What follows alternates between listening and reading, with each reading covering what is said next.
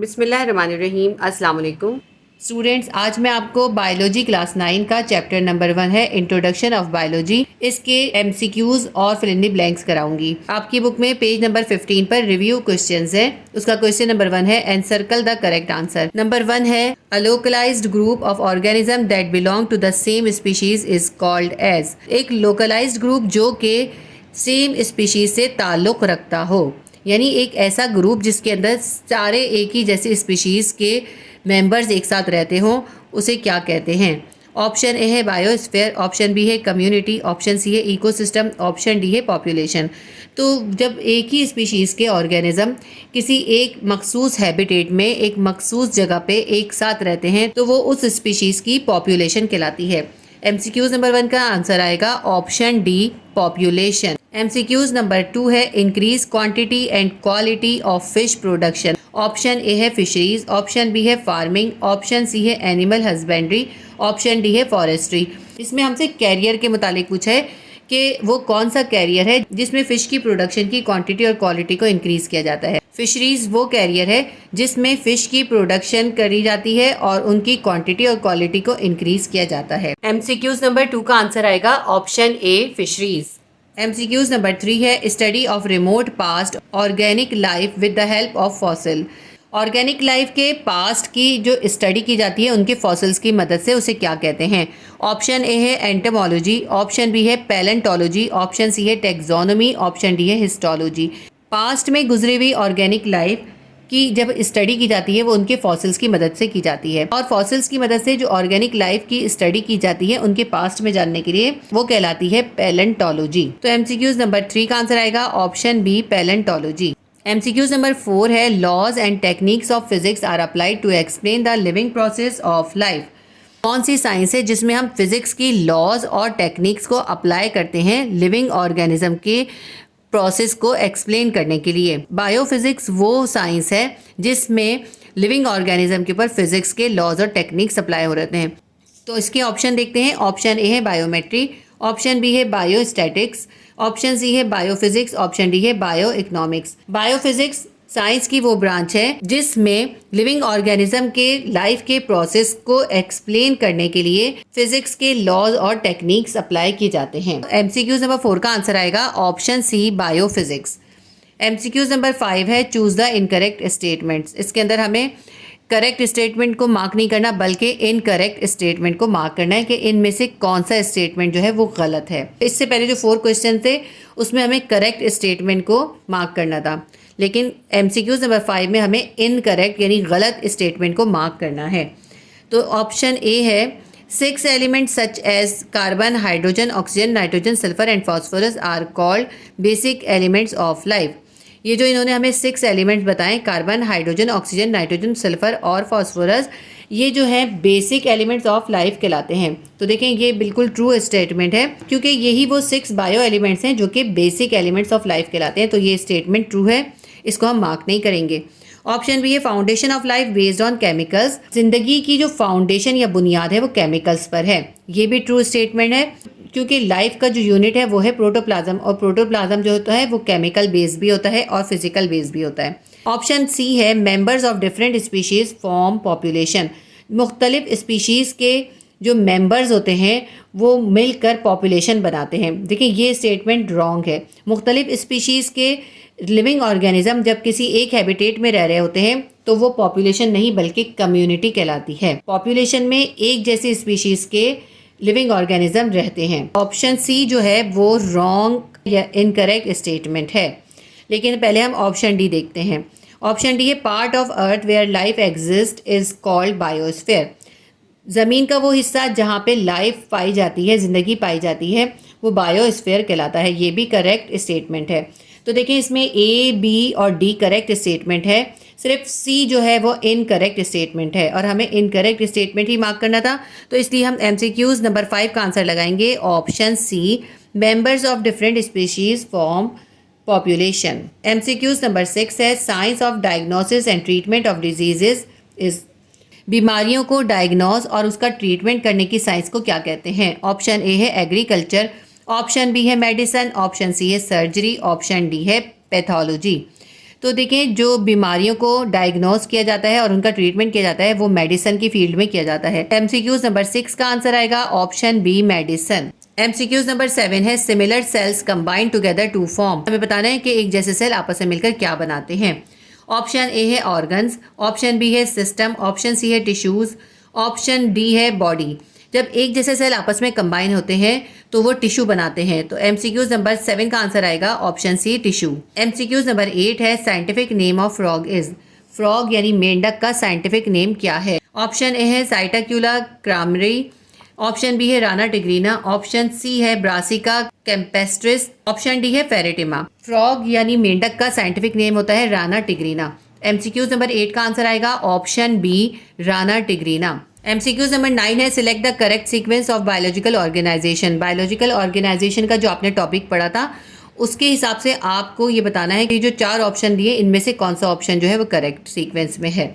आपकी बुक में देखिए पेज नंबर 8 के ऊपर ये चार्ट है, आप इसको देख के बहुत आसानी से समझ सकते हैं। देखिए एटम होता है, एटम से मॉलिक्यूल बनता है, मॉलिक्यूल से मैक्रो मॉलिक्यूल बनते हैं और उसके बाद उससे सेल बनता है, सेल से टिश्यू बनता है, टिश्यू से ऑर्गन बनता है और ऑर्गन से ऑर्गन सिस्टम बनता है।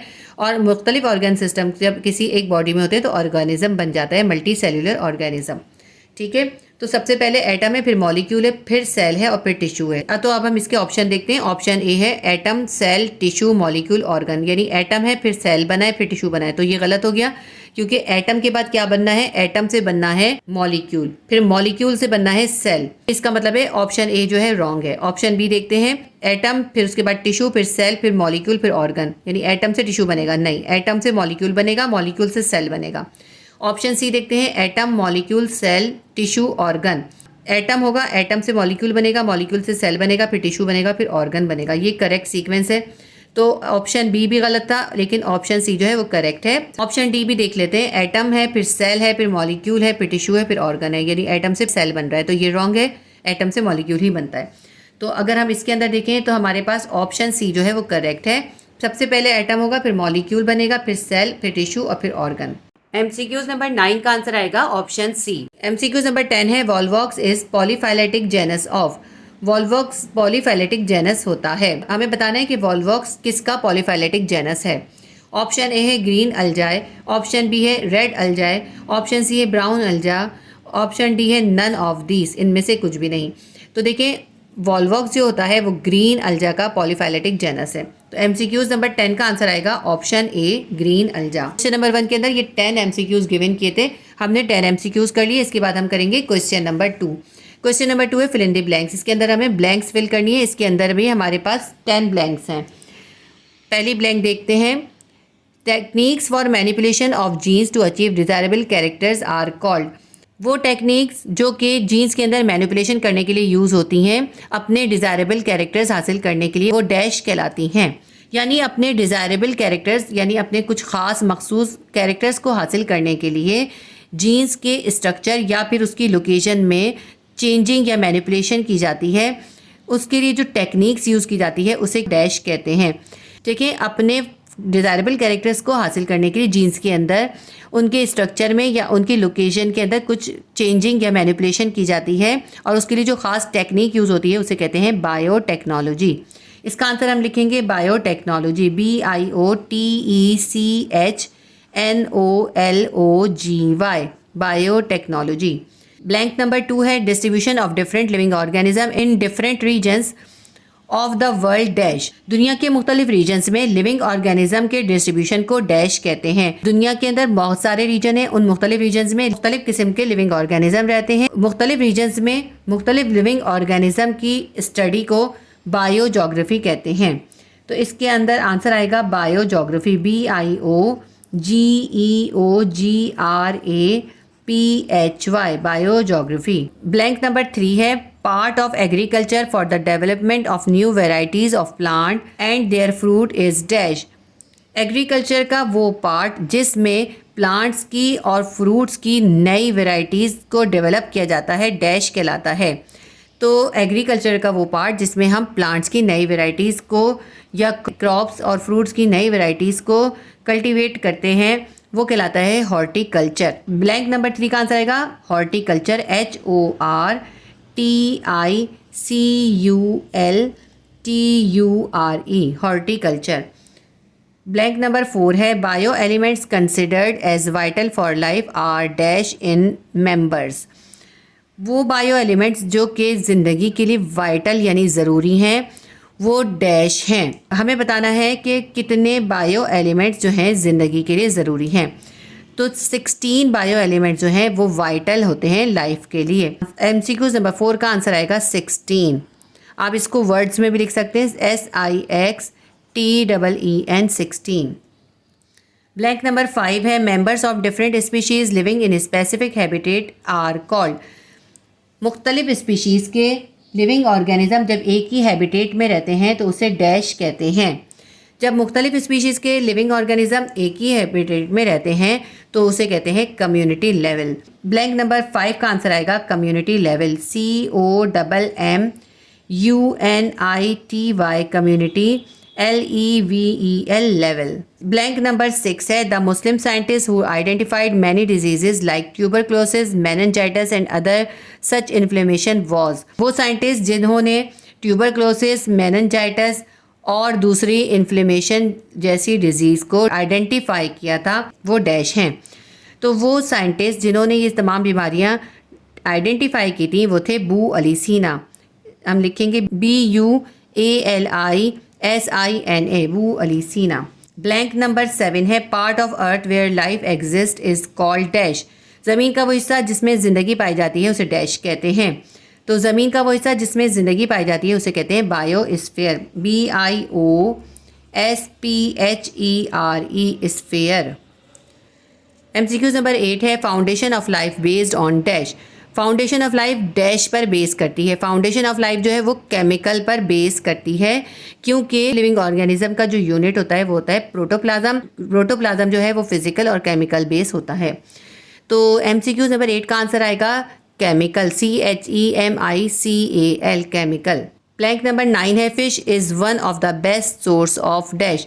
फ़िश जो है डैश का बेस्ट सोर्स होती है यानी फ़िश से सबसे ज़्यादा हमें क्या हासिल होता है, हमें फ़िश से प्रोटीन हासिल होता है। तो ब्लैंक नंबर 9 का आंसर आएगा protein PROTEIN protein. Blank number 10 है radio labelling and carbon dating also shows some uses of radioactive isotopes in determining the dash of fossil। Radio labelling और कार्बन डेटिंग ये वो प्रोसेस है जिसके ज़रिए हम फॉसिल्स की एज यानी ढांचों की एज मालूम करते हैं कि वो कितने पुराने हैं। तो ब्लैंक नंबर 10 में आएगा age AGE age of fossils. मैंने इनके आंसर्स अलग से लिखे हैं ताकि आपसे स्पेलिंग में कोई मिस्टेक ना हो। तो आप एक बार इन आंसर्स को देख लीजिए। ब्लैंक नंबर 1 का आंसर आएगा बायोटेक्नोलॉजी BIOTECHNOLOGY। ब्लैंक नंबर 2 का आंसर आएगा बायोजोग्राफी BIOGEOGRAPHY। ब्लैंक नंबर 3 का आंसर आएगा हॉर्टिकल्चर HORTICULTURE। ब्लैंक नंबर 4 का आंसर आएगा 16 एलिमेंट्स हैं जो कि वाइटल हैं लाइफ के लिए।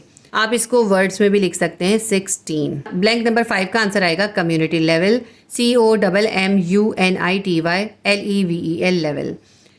ब्लैंक नंबर 6 का आंसर आएगा बू अली सीना BUALISINA बू अली सीना। ब्लैंक नंबर 7 का आंसर आएगा बायोस्फीयर BIOSPHERE स्फीयर।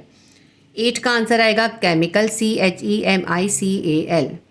9 का आंसर आएगा प्रोटीन PROTEIN।